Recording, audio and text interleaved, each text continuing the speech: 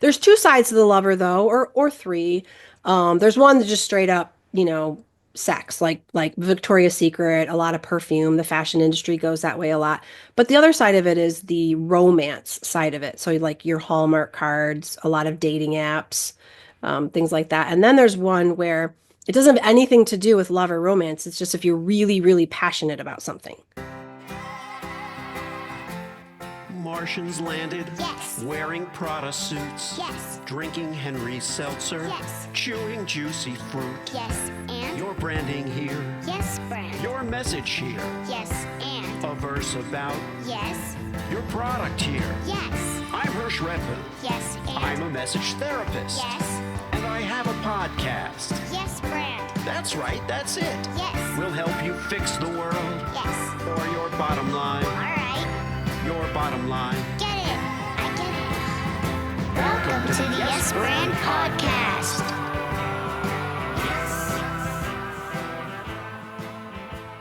In the hot seat today on Yes Brand is Amy Zander of Zeta Media. Amy is the marketing mobstress. She's a brand expert. She has a very interesting way of breaking down the archetypes that help us brand. And where I do the personal brand thing, Amy works more with brands and can tell you a little bit about the kinds of corporate brands and clients she works with. But I expect we're going to have a fun time today. She's got a great sense of humor. She's got a really novel approach. So welcome, Amy, to Yes Brand. Thanks, Hirsch. I really appreciate you having me on your show. I'm excited. I love to talk about brands and branding and helping small businesses do better with their marketing. So this is great. Yeah. Well, one of the places we can start is that, clients have to be somewhat coachable or receptive to our ideas, and coming up with things that they maybe never would have thought of is part of our job. How do you approach a new client when they're asking you for ideas, but you also know, their business is precious to them? Sure. So one of our taglines for Zedia Media is creating bold brands for brave businesses. So we do have a unique approach with the brand archetypes process, which we'll get to in a minute. But one of the first questions that I ask business owners right out the gate is, what is your dedication to your marketing and what's your marketing budget? And that usually starts off a pretty interesting conversation. Sometimes they just look at me like, deer in the headlights, like budget, what are you talking about? And I often have to educate them on, well, it's good to have a marketing budget. What should it be?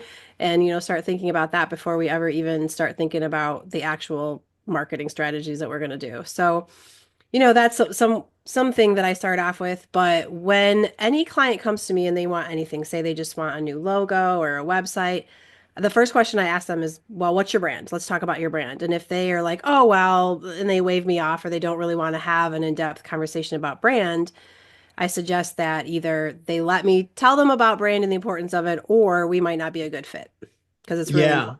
Yeah. What's an example of a typical client or a ideal client, a good client for you?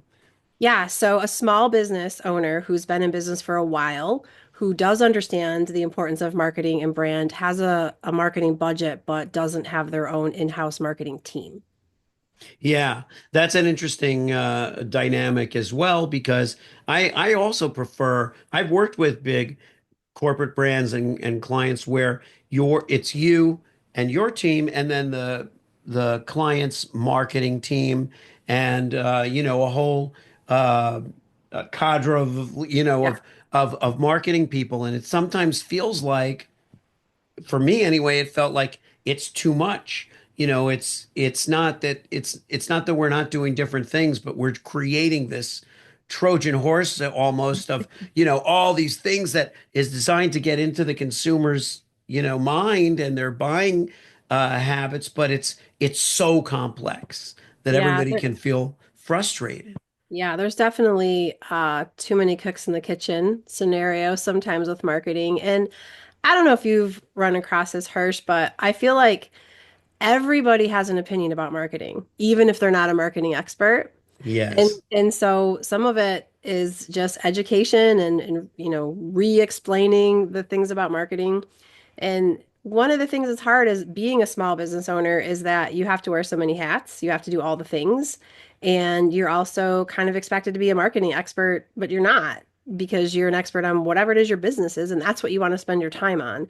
And so my approach with my clients is to make the process of their marketing as streamlined, as simple as possible, and they can be as involved or not as involved as they want to be, how much time they have.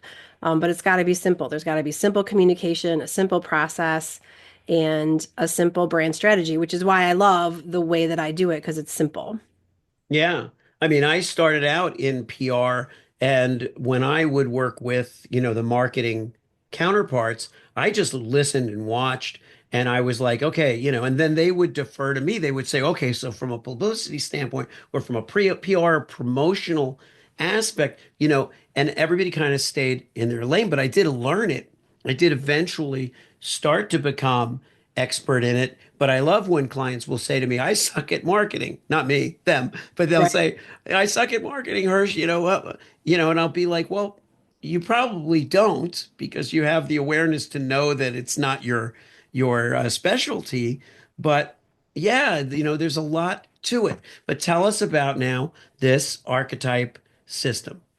Yeah. So a lot of times when a company wants to rebrand, they're thinking about updating their logo, maybe tweaking their color palette, changing their tagline, refreshing, getting out there in front of new clients. And that makes sense. That is a rebrand. Sometimes people have to rebrand because they had a crisis or something that happened and they're trying to Yeah, get a new image too, right? That's where the PR comes in. But you're most small businesses don't really understand what brand actually is. And brand is an emotional connection that you're making between you and your clients and customers. It's that emotional piece that a lot of people miss, but it's the most important piece.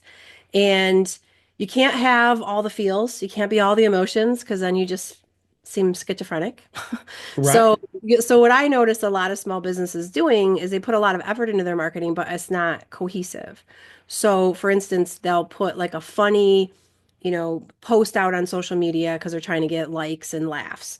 And then their brochure is full of stats and statistics and numbers and ROI and things like that because they want people to feel like they're getting the best bang for their buck.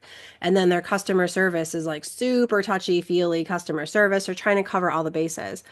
But what they don't realize is that those are all three very distinct personalities. You've got the funny, you've got the analytical, and then you've got the high touch customer service. And if you're trying to do all those things, something's not going to be done well.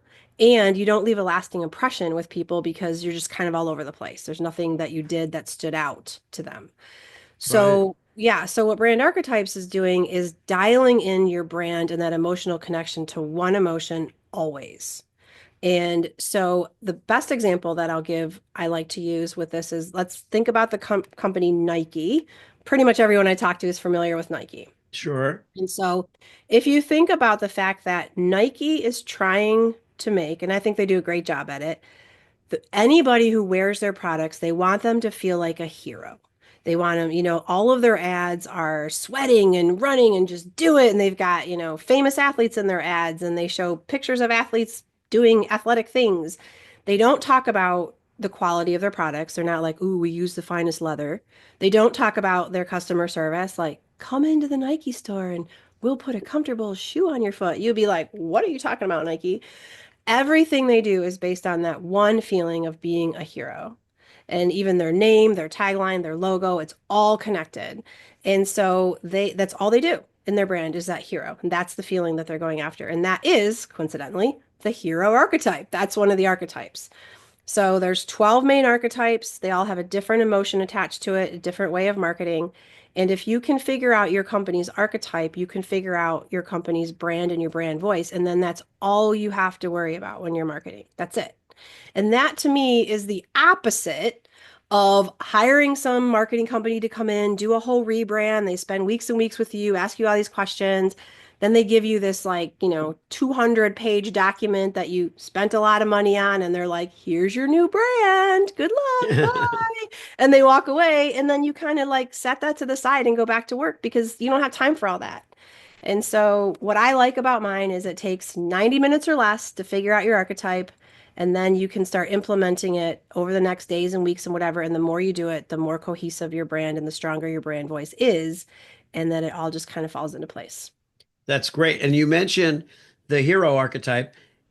Are there archetypes that are more common or popular than others? So that's a really good question. Yes and no. One of the archetypes is the ruler archetype, which is probably less often chosen because it signifies like best in class. Like if you're the ruler, you are the best at what you do. You probably have higher prices. You've been around a while, you've proven yourself, and people either want you or they don't, and you don't care. And so if you think about like Mercedes-Benz, Rolex watch, those things like that, where it's like the best of what they do in their industry. And so Hmm. that's hard to choose as a startup because you haven't really proven yourself, although you can do it because you got to just be super confident, right? And Yeah. especially if you're bringing a new product or concept to the market that's never been there before, that could be a good one. But that's not picked a lot. There's really common ones. The mother archetype is really common. That's the high touch customer service. We care about you. You're our favorite. All the things that moms make you feel. The health industry tends to gravitate towards that archetype because, you want to be taken care of when you don't feel good or you're going to Right. it for something State health. Farm is there. Yeah, State Farm is exactly. there, that Yeah. kind of thing. What's really funny about State Farm, though, or I should say the insurance industry, is that they tend to gravitate towards the jester, the Joker archetype, Right. because, like with the Aflac duck and the Geico gecko and all those things, because they want to try to make you laugh. I think it's because insurance is pretty boring, so they want to make you laugh to like think about Yeah. it, remember it, that kind of thing. But that's a really important thing to consider when you're thinking about your brand archetype because if there is a archetype that your particular industry that you're in gravitates towards, I would recommend not doing that archetype because you still want to stand out against everybody else in your space. And if you just do your marketing like everybody else is doing their marketing, you're not going to stand out. Right. And insurance is an interesting one. In my book, I talk about, I have a chapter about humor. And I talk about how isn't it ironic that something as serious as insurance, auto insurance, that they go toward the comedy. And I think you're right that number one, they think people will be bored if they don't. And number two, by kind of calling out the elephant in the room, which is a lack of trust or a fear of abandonment in a way, Mhm. right? They are compensating for it by taking a laugh at themselves or at others who are, like you think about the farmers insurance, we've seen it all, been there, Mhm. done that, so that they kind of beat you to the punch a little bit. And the Geico cavemen, they're taking the tension of your fear out of it a little bit, and then they're meeting you on the other side with their guarantee and their stuff. But they're kind of unique, and I love what you said about going against archetype. You know, so what are some of the other types that we haven't touched on? Yeah, so there's the other thing before answer that question, the other thing to keep in mind is that different archetypes have different energy levels too. So that's another Mhm. thing to consider, especially when you're thinking about a personal brand like what you work with, is because the person is the brand, so they have to consider their own energy level and what they bring to the table. And Yeah, so if they were to choose the jester, or a business or a personal brand were to choose the jester, they have to be really funny. Like it's hard to be funny all the time. And we've all seen those ads where we're like, I think that's supposed to be funny, but they yeah, miss the mark. And that's like death to a jester brand, right? You yeah. cannot do that.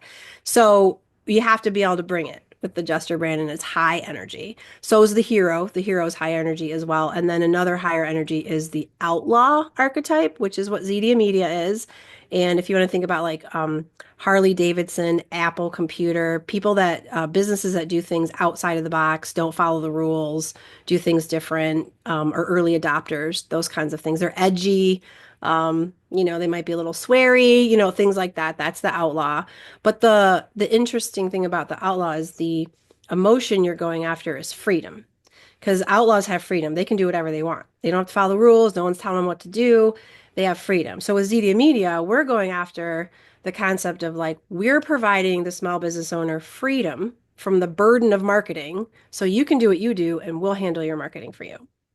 So Yeah. that, yeah, that's what we're going after. So there's that one. There's the mother, I think I mentioned, that's really popular. There's the neighbor archetype, and that's like kind of everyday guy, girl, yeah, it's a sense of belonging and familiarity because you know somebody. So kind of like the Cheers bar, your neighborhood bar. Right, right, A lot of trades will adopt that, like your plumber, your electrician, people like that, that you have to invite into your home to do things. You have to trust them. They have to be friendly. You have to like them. right. That's really common. There's the Explorer brand. And that's there's two parts of that. There's the physical exploration of the world, like going out like, Jeep or Right. Patagonia, Patagonia, camping, yeah, sure. yeah. Or there's the Starbucks is also the explorer, and it's kind of like exploring a concept or a feeling or something because you deserve it. So, like Starbucks, you're going to choose to go into Starbucks because you really want that coffee exactly like you want it. You want half calf, sprinkle a nutmeg, whatever you want, the Wi-Fi, the whole experience, and you know it's going to cost you more, but you want it and because you deserve it. That's another part of it. There's the artist creator one that's pretty straightforward, kind of like if you think about like Crayola Crayon, Polaroid, Sesame Street. The feeling there is that you are bringing out the creativity in other people. So if your product or services allow people to be more creative, then that will be a good one for you. There is, I said outlaw. I always forget. There's the lover. The lover straightforward. Sex sells, and that's a big thing with Yeah. there's two sides to the lover though, or three. There's one that's just straight up, sex, like Victoria's Secret, a lot of perfume. The fashion industry goes that way a lot. But the other side of it is the romance side of it. So like your Hallmark cards, a lot of dating apps, things like that. And then there's one where it doesn't have anything to do with love or romance. It's just if you're really, really passionate about something. And so I have a client that is an international hunting organization, and they concentrate on advocacy for hunters' rights. So that has Hmm. nothing to do with passion or sex, but they are Right. the lover archetype because they're so passionate about hunting. I mean, if you know anybody who's a hunter, they're like all in right there, Right. really about it. So sometimes when there's like somebody who's running a Facebook group or a nonprofit or something where there's a group of people that all come together because they're passionate about some particular thing, that would be a really good one to So choose is for. passion passion one or love or they're the same or they're It depends on how you market it, because right? love because I think like chocolates obviously have a lot of lean into a lot of love like Cadbury and whatever it might be or um but they're not passion driven necessarily, right? Um, Right. So chocolate can be associated with like Valentine's Day and presents and things like that. The other side of it, if they were really passionate about it, they would talk about just like the process of making the chocolate and curating the finest chocolate beans and the whole like we're right, going to do like that would be the other part of the passion right. that didn't have anything to do with romance. It's just that you're just so into this that you can't stop talking about it. Yeah. Yeah. Yeah. And it's interesting to look at brands and think about what kind of archetype they are. And, have you ever experienced a brand or worked with a brand where they changed archetypes, where they said So, we're gonna, we want to change or we want to, well, most often what happens is that they've never heard of this before and they don't really have an archetype. And so they're choosing one for the first time. So it's not really switching archetypes. However, some of their marketing may have been geared towards a different type of archetype without them really knowing. Right. Because I think a lot of brands, a lot of businesses do this somewhat, even if they don't have any idea or they're not doing it intentionally, just because of their personality or their industry or whatever. So I haven't worked with any that have chosen one and come back and flipped. That has not happened. Mhm. But there are ones where they either switched their approach because they really liked one and they went through my process and figured, okay, this really is us. We need to stop doing these things over here and start really doing these things with this archetype.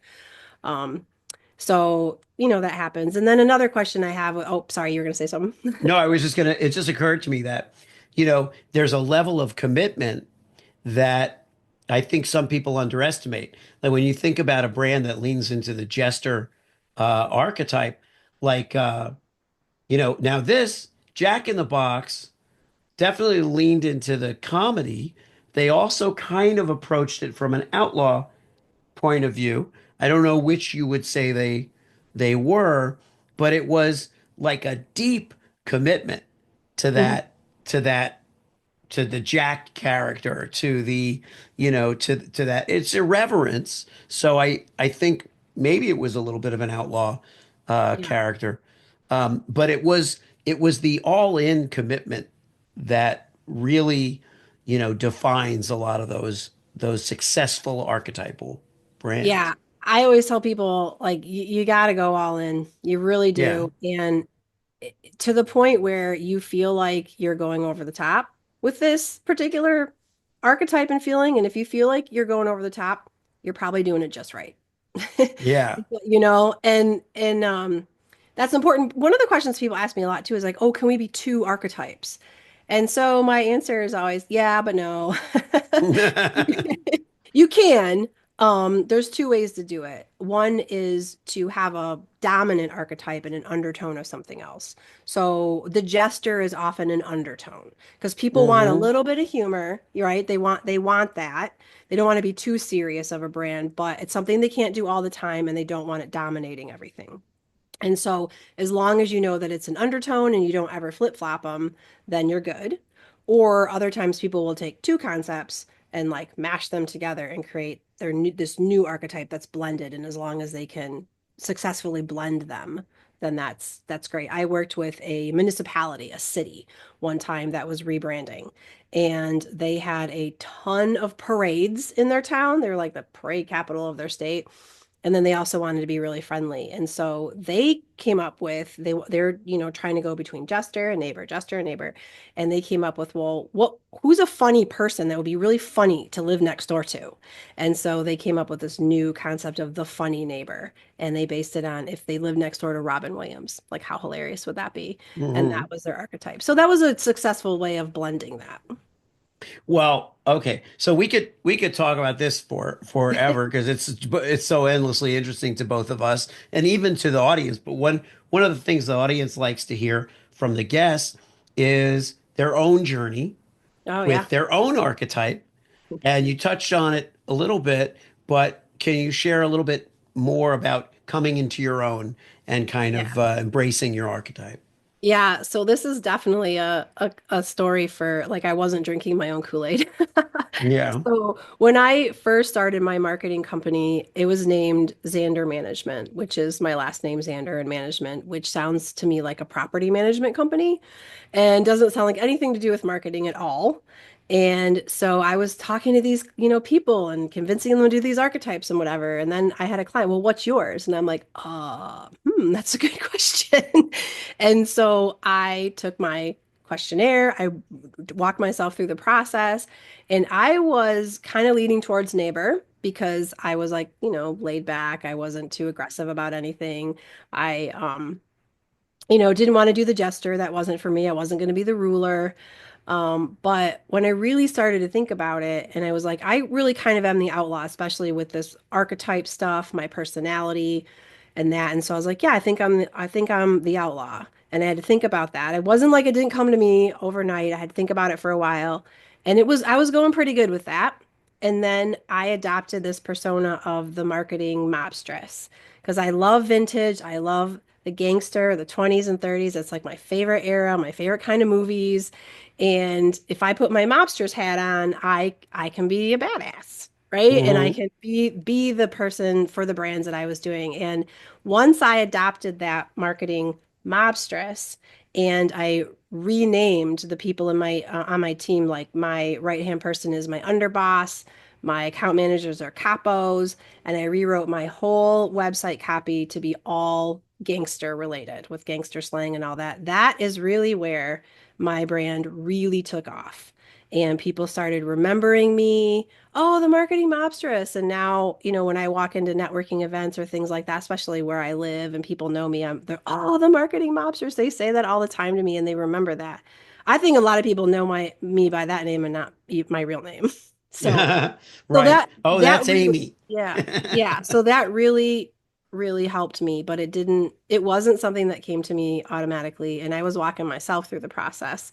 So I'm here to help people do it much quicker and get them off to a stronger brand much quicker than I did with mine. Yeah. Well, we all share what we learn in our own journeys, and just being even an expert in a certain field doesn't mean that we haven't gone through some transformation of our own that we're sharing. Plus, one thing that's important to note is you have the Zedia Media brand in and of itself, so that the marketing mobstress, which, granted you're using it in your copy and in stuff, it's your persona, and it feeds into the Zedia Media brand, but Zedia Media also has its own essence. It has its Right, own name. It's not called the marketing mobstress, right. because that would really be a person. It would feel like a person. And what would happen as you groomed other people? So, what are you finding? Like, what do you envision now, looking ahead, let's say, as you maybe bring other people into the fold? Does it evolve into something else, or where does what happens with marketing mobsters and Zedia Media kind of side by side? That's a really good question. So ZD Media will, in my opinion, unless I sell it or something, choose to do something different with it. But as long as I'm in charge of ZD Media, it will always be the outlaw mobster vintage vibe Right, with me right, heading. So I feel like the only way that we're going to evolve is just stronger and stronger, the more and right. more and more we do it and bring it. I had a custom pinstripe suit made for me, tailored for me, Uh-huh. where I wear a blue fedora when I do, presentations and things like that. And I do that. I'm not saying that every head of every company should develop this persona, some kind of persona, and do that. Not necessarily, because you and I could also have talk about the difference between personal brand and business brand. A Right. business doesn't have to have a mobstress or a person that's the head of it with a personality. You don't have to have that No. to have a Yeah. very strong archetype or brand presence. Yeah. I mean, that's one of the things. People will say, "Oh, so does a personal brand mean that you have to have a moniker or a character or a thing?" And I'm like, "No, no, not at all." And the brand, the company, if it's and some people, when I work with their personal brand, I'm really working not with a company, quote unquote. I'm working literally with their who they are as a professional person, Right. entity, whatever role they're playing. And then that they may also have a company that has its own name and is strongly identified with them, and it may even be named after them, but that could possibly be a legacy thing. Hmm. And then, so I just say whatever, every entity deserves a personality, right? And, you cultivate that in the most organic way possible. But yeah, it absolutely doesn't have to always be character Right. driven, you know. Um, but it has to feel right. Let's first of all let our audience know where to find you, but then also take us out with like um a thought for it's still early in 2025. Take us out for a thought for people to consider for their companies as they move through this year. Sure. So the first part of your question, where to find me, it's pretty easy. It's zediamedia.com and it's all the socials are Zedia Media. And I also have a secondary website, but I always point people to ZD Media because you can get to the brand archetype stuff from there. And once you're on ZD Media, look for the brand archetypes information. And then there is a questionnaire. It's a 90 some questionnaire. It takes about 15 minutes to do. It's free. And that's why I say take the questionnaire, see what your results are. It basically lists all 12 archetypes in order based on your answers. And that first part is we're trying to basically eliminate the bottom six, is what we're doing. And then just concentrate Uh-huh. on the top six. And then the next part of it is a brand discovery session with me or one of my team where we work with you and your team. And it's really magical. Like it's a lot of brainstorming, a lot of words, a lot of things like that. And pretty much at the end of that 90 minutes, archetype always reveals itself. And it's pretty cool. Sometimes, a group will take a while to choose between two, they're like, what could be this one or that one? But then we always talk about what would your brand look like with this one versus this one, your industry, your competitors, how would that look against them? We talk about that. So when I say it takes 90 minutes, it really does. It only takes about 90 minutes to figure out your brand and your voice. And then they're like, well, what the hell do we do with this now that we know we're whatever archetype we are? And then that's where, I have a lot of tools and a book and things like that that can help people implement it. So Wonderful. yeah, zdmedia.com. So for 2025, this is what I think, as the marketing mobstress and the trends for marketing. I think that there is this huge, overwhelming amount of information about AI right now. And AI definitely has its place in different parts of marketing in our world and our life. And most of us have been using AI for a long time and don't even realize it. So I don't want people to be scared of AI. It can help. However, to counterbalance that, the trend right now is to really develop an authentic voice, whether that is your personal brand voice or your business brand voice. And brand archetypes, again, is a really simple way to do that.